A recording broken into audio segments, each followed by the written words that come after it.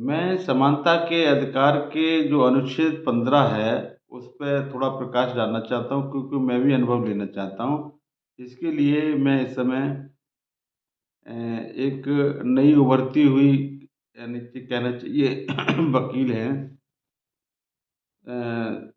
आदरणीय कीर्ति सिंह जी। मैं उनके गृह निवास पर एकजुट का मैं आया हुआ हूँ और उन्हीं से अब मैं कुछ न कहते हुए सीधे-सीधे मैं उन्हीं से बात कर रहा हूँ। संक्षिप्त में इसका वर्णन करें जिससे कि बाकी लोगों को पता चल सके कि समानता का अधिकार किस अनुच्छेद के द्वारा दिया जाता है। तो कीर्ति सिंह जी आप बताएँ मैं परिचय पहले देते हुए। मैं पहले धन्यवाद करूँगी मिस्टर राजेंद्र सिंह जी का कि उन्होंने मुझे मौका दिया अपने चैनल पे संविधान के बारे में और पर्टिकुलरली एक अनुच्छेद आर्टिकल के बारे में, आर्टिकल 15, जो हमें RRCGP जो है, जो हम वकीलों को हम शॉर्ट फॉर्म में याद रखते हैं, जो हमें इन चीज़ों से एक जो हमारे अगेंस्ट में जो भेदभाव होता है, बताना चाहूँगी मैं रिलीजन के बेसिस पे, रेस मतलब कि रंग के आधार पे कि गोरा है, काला है, और फिर जेंडर के आधार पे कि आप महिला हैं या पुरुष हैं, ठीक है? या हमारे प्लेस ऑफ बर्थ पे या हमारी कास्ट के बेसिस पे। तो इन आधारों पे अगर हमारे साथ भारतवर्ष में कोई भी हमारे साथ भेदभाव करता है, तो ये जो अनुच्छेद है उसको रोकता है उन अपराधों को, क्योंकि ये अपराध की श्रेणी में आते हैं। तो जो हमारा अनुच्छेद 15 है, अनुच्छेद 15 इन बेसिस पे RRCGP, तो ये आपको याद रखने में काफ़ी बहुत मतलब इजी रहेगा कि आर से सबसे पहले जो R1 है उससे रिलीजन, अगर धर्म के आधार पे आपके साथ कोई भी भेदभाव करता है किसी भी तरीके से, तो वो अपराध की श्रेणी में आएगा।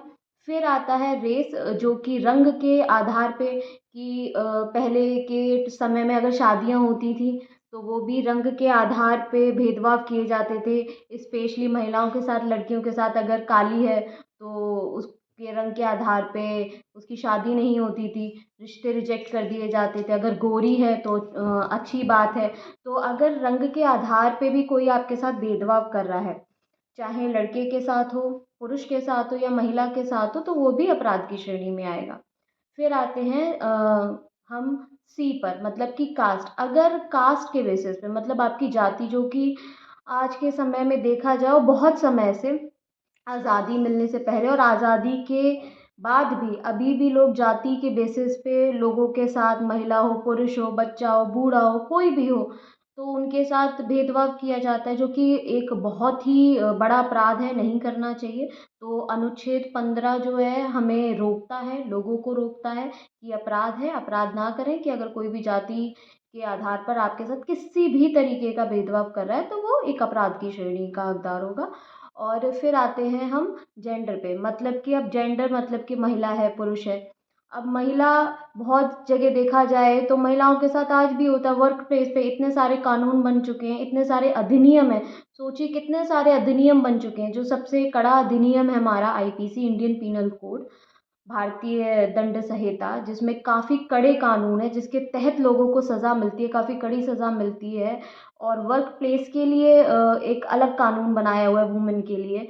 हरासमेंट से रिलेटेड कितने सारे धाराएं हैं, कानून बन चुके हैं, लेकिन उसके बाद भी हम एक जेंडर विशेष के लिए हम अभी भी अपराध नहीं रोक पा रहे हैं। और सबसे बड़ा अपराध तो रेप का अपराध है, ठीक है? तो हम नहीं रोक पा रहे। छोटी छोटी बच्चियां आजकल सेफ नहीं है, चाहे वो अभी पैदा हुई हो या 1 महीने की हो या एक बूढ़ी औरत हो, ठीक है? तो ये काफ़ी सारे अपराध हैं और इतने सारे कानून अधिनियम बनने के बावजूद सोचिए अपराध नहीं रुक पा रहे, तो कितने और कड़े कानूनों की ज़रूरत है हमारे देश में, कि जब जहाँ हम एक एक हम मैं कहूँ फुल स्टॉप तो लगाना दूर की बात है, हम कॉमा भी नहीं लगा पा रहे हैं, क्योंकि लोगों को डर नहीं है, इतने कानून, इतने सख्त कानून होने के बाद।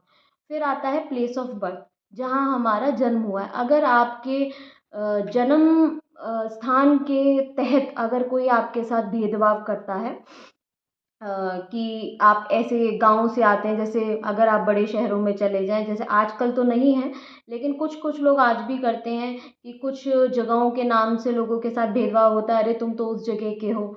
जैसे मैं नाम नहीं लेना चाहूँगी किसी भी विशेष जगह का, तो लोग करते हैं, तो उसको भी अब रखा गया है प्लेस ऑफ बर्थ। तो सोचिए कि लोग प्लेस ऑफ बर्थ के नाम से भी कैसे-कैसे अपराध मतलब उनके दिमाग में आ जाते हैं कि नहीं, जहाँ जन्म हुआ है हमें उस जगह से भी, लोगों को जगहों से भी, जो कि एक तरीके से मैं समझूँ या बाकी के जो एक खुली सोच के जो काम-काज करने वाले कामकाजी लोग हैं, वो तवज्जो भी नहीं देते इन बातों का। तो लोग उनके भी बेसिस पे अपराध करते हैं, उनकी सोच ऐसी है।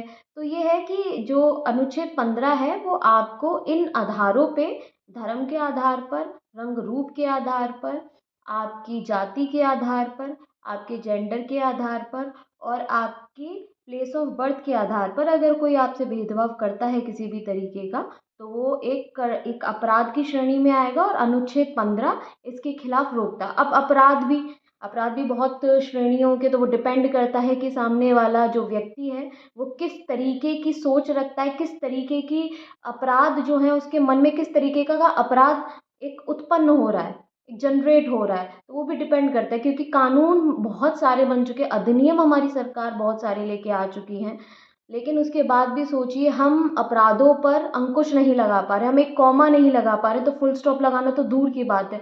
तो सोचने वाली बात हमारे राजनेताओं के लिए, नेताओं के लिए, और हम एक सिटीज़न होने के नाते भी कितनी ज़रूरत है इस बात की कि ऐसे और कितने कड़े कानून बनने चाहिए कि हम अपराधों पे कॉमा लगा सकें। तो मैं थोड़ी-सी जानकारी ये और चाहूँगा कि आपने कहा कि अपराधों पर, मैं आपसे ही पूछता हूँ, आप जज बन जाएँ, तो आप अपने शब्दों में